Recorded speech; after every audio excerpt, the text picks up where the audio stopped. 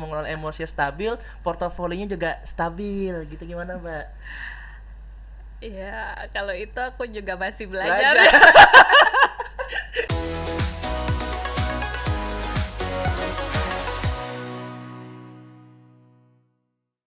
Halo semuanya, jumpa lagi dengan saya Ilyas Mutakin di Liquid, ngobrolin lika-liku investasi dan reksadana. Hari ini spesial banget, kita kedatangan Mbak Cindy Anggraini. Halo Mbak Cindy. Halo. Halo, Mbak Cindy ini saat ini di BTBNI Asset Management sebagai Equity Fund Manager, benar ya Mbak ya? Betul. Oke, kita bakal ngobrolin tema yang seru banget nih Mbak, tentang Love, Risk and Return Valentine Edition. Oke, Mbak susah. Cindy merayakan Valentine kan ya? Enggak sih.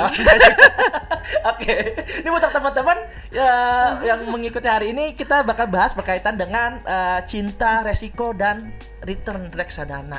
Oke, Gitu ya, Mbak ya. siap. Kita siap ya Mbak ya. Jadi akhir-akhir ini nih market lagi turun Mbak. Iya. Market lagi turun, lagi merah. Mm-mm. Tapi satu sisi kita mau masuk bulan merah-merah. Mm-mm. Bulan itu namanya bulan Valentine karena identik dengan hati yang merah. Nah kalau Mbak nih sebagai perempuan, lebih mending mana Mbak ngelihat orang yang sedang jatuh cinta merah-merah atau merah-merah karena produk investasinya lagi merah semua nih Mbak? Ya mendingan lihat orang jatuh cinta lagi merah nggak sih? Kenapa teman? Kalau ngelihat produk investasi yang lagi merah kan, deg-degannya lebih panjang ya. Oke. Karena kan itu udah positif banget kan kalau kita ada potentially hilang Loss. uang kita lah. Loss kan, terus habis itu nunggu lagi nih, balik lagi nggak sih ke modal gue? Kalau misalnya nggak balik ke modal gue gimana? Itu kan deg-degan banget kan sampai itu. Nah kalau misalnya ngelihat orang yang jatuh cinta, kayaknya lebih menarik ya. Lebih menarik. Oke, jadi mungkin disimpulkan gini ya Mbak ya, Mbak ini lebih milih untuk kehilangan uang dibanding kehilangan orang yang disayang. Gitu nggak Mbak? Enggak juga. Nggak juga. Oke, jadi dua-duanya sama-sama Dua-duanya matches ya? sama-sama Oke, penting lah. memang Kalau penting. misalnya kehilangan orang yang tepat kan juga susah ya Oke. nyari orang yang tepat. Tapi ya kalau kehilangan uang yang banyak juga nangis juga ya kita. Betul. Makanya ya dua-duanya Dua-duanya matters balance lah ya. balance. Oke. Nah ngomongin Valentine, saya mau sedikit cerita, boleh dong Mbak ya? Boleh. Jadi dulu kalau gue jatuh cinta itu, gue suka ngepoin orang. Jadi perempuannya diliatin foto satu-satu, captionnya gimana gitu tuh. Rajin ya. Rajin gitu.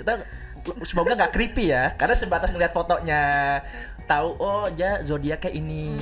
Nah kalau misalnya kita ibaratkan itu sebagai reksadana atau saham nih Mbak, yang pertama kali harus dikepoin itu apa sih Mbak? Kayak mengenal diri sendiri lah. Kalau misalnya emang bisa menahan deg-degan karena saham naik turunnya lebih volatile dibandingkan pasar uang sama obligasi, ya mungkin memang reksadana saham cocok lah buat kita untuk yang lebih agak jangka panjang ya, atau punya tujuan tertentu. Jadi kayak gitu sih, lebih kayak mengenal diri sendiri. Terus lalu mungkin sebelum investasi bisa dicek juga kayak prospektus atau kayak risk profile dari produk investasi kita itu seperti apa, cocok nggak sih buat kita. Kalau tiap hari kita ngeliatin kan agak PR juga ya.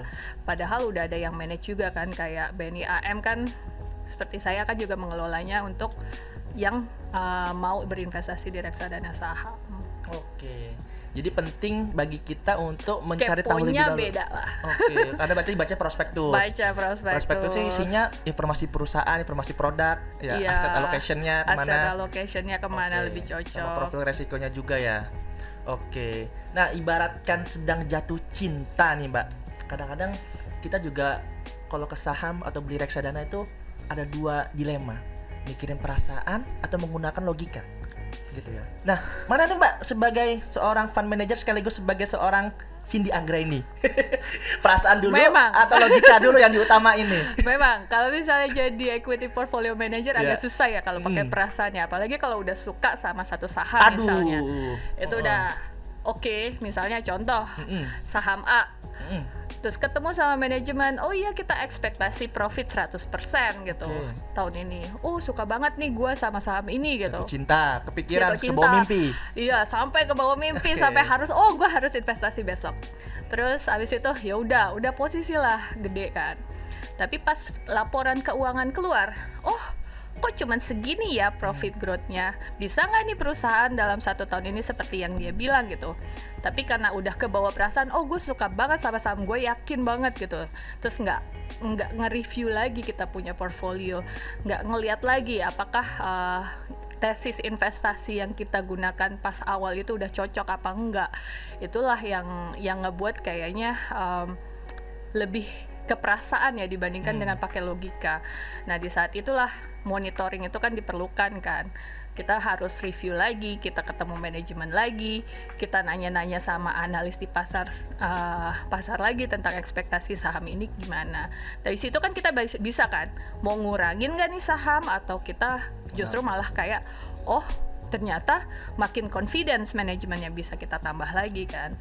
Kayak gitulah, kayak ya balik lagi sih kalau misalnya emang udah kelihatan aneh, ya itu kita mesti review lagi sih, benar nggak kita punya investasi sama kayak PDKT kan? Berarti ada love hate relationship-nya. Iya. Karena hubungan tuh nggak selamanya berjalan lulus. Betul. Kalau misalnya di PDKT-in terus habis itu kayak kok aneh nih, kok dia kayak gini ya, kok dia kayak gini ya, gitu iya, kita harus ngecek tuh, kenapa nih gue diduain nggak ya, atau nih cowok ya ngapain gitu kan, kenapa serius nggak sih sama gue kayak gitu kan. Biasanya sih ya sama lah kayak investasi, jadi harus di-review lagi ya. Review lagi dengan ilmu dan perasaan juga, jadi harus balance atau harus balance juga. Harus balance. Nggak boleh pakai. Kadang di market itu juga nggak cuman logika ya, intuisi. Apalagi kayak 2025 tuh, coba lihat tuh. Udah nggak pakai logika lagi kan. Banyak banget saham-saham yang beneran naik itu gara-gara momentum. Artinya apa? Ya orang naik gara-gara emang sahamnya lagi naik, makin nambah dia. Nah itu yang namanya intuisi juga ya. Jadi balance lah antara momentum atau intuisi kita di pasar saham, sama balik lagi kalau udah nggak make sense kita harus review ulang sih. Ini saya sebagai laki-laki jadi kepikiran ya. Jadi seorang fund manager seperti Mbak Cindy bisa melihat proyeksi seorang laki-laki mungkin. Ini laki-laki kayaknya masa depannya bagus nih. Mungkin hari ini masih biasa aja. Gitu kali ya Mbak ya. Lihat proyeksi ke depan ya. Hari ini dia biasa aja, tapi 10 tahun 20 tahun lagi nih bakal jadi laki-laki yang bijaksana, potensi. Jadi gak cuma soal ilmu tapi juga soal intuisi. Potensi dan intuisi. Gaya banget ya. Saya jadi takut nih. Gaya banget. Itu perpaduan yang sangat combo menarik gitu Mbak ya, intuisi dan logika. Ya itu di market juga dipakai ya. Oke, keren. Oke, ini Mbak tadi ya, ibarat sedang jatuh cinta, sedang bucin. Nah biasanya hal pertama nih yang dilihat itu apa sih Mbak dari sebuah saham ataupun suatu produk reksadana? Laki-laki misalnya melihat perempuan, oh lihat wajahnya, oh melihat fisiknya, oh melihat pendidikannya. Nah kalau kita ngelihat dari suatu reksadana ataupun saham, apa aja sih itu Mbak yang harus dikulitin satu-satu tuh Mbak? Sama lah, sama kayak menjalin hubungan, kecocokan dengan produk investasi. Jadi kalau misalnya ya balik lagi ya, kayak profil risiko kita tuh seperti apa. Yang kita lihat apa sih potensi yang bisa dihasilkan dari reksadana ini. Misalnya saham biasanya kan kayak tahun ini bisa earnings growth itu sekitar 16% ya untuk GCI itu sendiri. Jadi kan ekspektasi untuk produk reksadana mungkin bisa capai ke situ. Obligasi juga sekarang kan di 6,4. Nah itu tergantung kita bisa masuk ke profil yang mana. Kita mau yang paling tinggi tapi kita nggak kuat dengan deg-degan yang tiap hari, itu kan harusnya kita menurunkan kita punya profil resiko juga ya. Mungkin ya udahlah, nggak mau ribet, gue ambil yang tetap naik terus kayak lebih tinggi daripada inflasi, ya gue masih bisa ngambil di produk obligasi. Jadi itu yang lebih cocok buat gue, misalnya kayak gitu. Nah, setelah kita pelajarin kan, akhirnya kita tahu diri sendiri itu seperti apa kan, daripada kita deg-degan. Gitu sih, kalau misalnya yang bisa dilihat selain dari return, ya kita ngelihat kita punya profil risiko itu sendiri. Terus kedua mungkin yang bisa di pointing out adalah sama seperti nyari pasangan mungkin ya, bibit bebet bobot. Nah, kita lihat juga dari perusahaan mana. Kalau misalnya ya saya nggak tahu ya kedepannya itu kayak gimana ya, tapi BNI Asset Management kan salah satu perusahaan yang cukup besar ya. Jadi harusnya lebih lebih sudah ada proses ya di dalamnya untuk mengelola produk reksadana ini sendiri. Jadi trust yang diberikan oleh investor itu harusnya lebih ada ya untuk kita. Gitu sih. Ini sebagai informasi mungkin sehari ini posisi AUM PT BNI Asset Management 32,5 ya, sekitar 32 triliun ya. Yeah. Ya, dan Mbak Cindy salah satunya berkontribusi ya untuk meningkatkan AUM gitu ya, supaya tadi lebih mana nih perusahaan-perusahaan mana yang bagus nih supaya bisa returnnya tinggi, itu juga investor makin percaya. Ya, itu dua hal yang bisa berkontribusi dari sisi marketing yang membawa AUM, dari sisi market movement itu dari di tim investasi ya. Nah, semakin besar AUM-nya itu resiko semakin besar, benar ya Mbak ya? Dan semakin besar AUM. untuk yang mengelola ya. Untuk mengelola, betul. Nah, satu sisi nih kita kalau misalnya jatuh cinta mengelola emosi sendiri aja kadang-kadang kita susah nih Mbak. Nah, sekarang kita mengelola AUM nih. Nah, kalau misalnya kita bandingin lagi nih Mbak, lebih susah mana sih? Mengelola emosi diri sendiri atau mengelola AUM nih Mbak? Mengelola emosi dalam pengelolaan AUM. Waduh, di Jadi dua double. kombo lagi ya. Iya. Mengelola emosi dalam mengelola AUM. Oh iya, gimana tuh Mbak? Iya kan? Coba breakdown Jadi nih. kalau portfolio manager suka ada bias kan. Oke. Maksudnya kayak kalau berdasarkan pengalaman yang tadi ya mungkin Iya. udah diceritain kan. Misalnya kita suka banget sama saham. Betul. Oh, ini bakalan menghasilkan banget. All in lah semuanya. All in. Nah, sampai posisi maksimum yang dibolehkan oleh OJK misalnya 10%. Tapi what happen kalau misalnya ternyata market decide itu nggak sesuai dengan ekspektasi kita, tapi kita masih bias. Itu yang harus kita coba untuk kelola, untuk nggak emosi, untuk nggak mengikuti perasaan intuisi kita yang tadi. Balik lagi again ke logika kita ya. Jadi muter lagi, monitoring lagi, kita punya tesis investasi masih jalan apa enggak, terus kita punya ekspektasi return di saham itu apakah masih inline sampai sekarang apa enggak dengan manajemen dan ekspektasi pasar ya. Itu sih, jadi memang sulit untuk mengelola emosi dalam pengelolaan AUM ya. Oke.